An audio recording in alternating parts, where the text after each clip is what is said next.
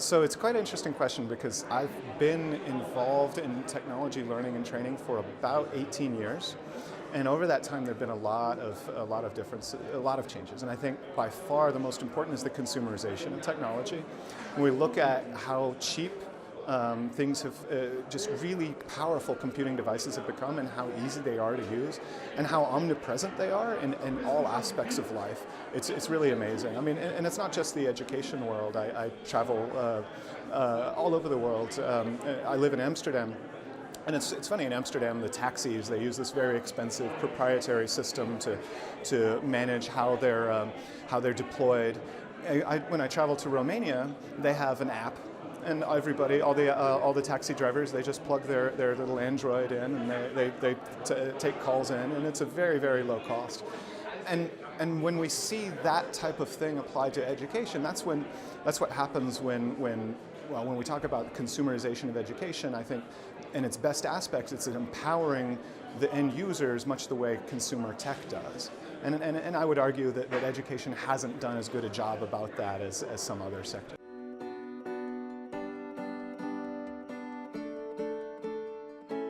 It's a challenge because I don't think we're actually there yet when we talk about the shift from students to consumers, as students as creators. And I don't think we ever really got to students as consumers. I think that was more of a line for administrators to tell themselves when students were paying money. And I don't really I don't want to offend, but I think when we talk about consumer choice, it doesn't exist in the education world as it does in other sectors. But students as producers, I think, it mimics a lot of the changes we see in society, things like the maker movement and trying to empower people to think for themselves and create for themselves. And where that really affects education today, and will, I think, very soon, much more greatly in the next 3 to 5 years, is in defining curriculum, and defining the courses, and defining the spaces at the institutions where they learn. So it's no longer them actually saying this is what we want, but them actually being part of the creation process with administrators and other staff at institutions.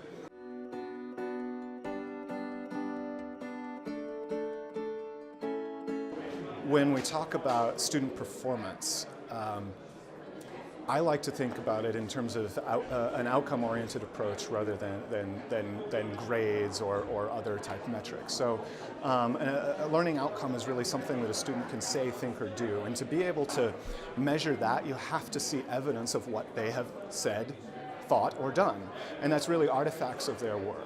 And really, when we're talking about measuring artifacts, that has to be done in a comprehensive way.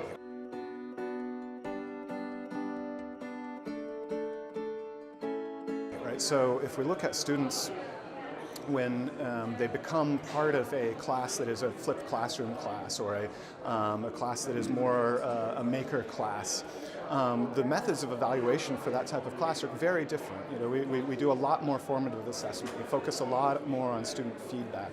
And that actually, in and of itself, gives us significant measures that we didn't otherwise have to tell that, yes, we are making progress. This is where the student was at the beginning of the course. This is where they are now.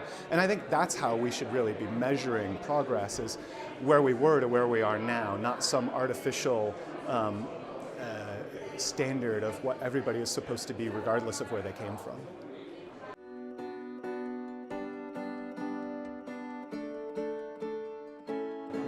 ONLINE EDUCA Berlin is actually my favorite educational technology conference, mainly because you get all sectors across education. It's not just higher education, it's not just corporate or schools. And you also get a huge number of nationalities, so you get this incredible variety of perspectives from all over the world.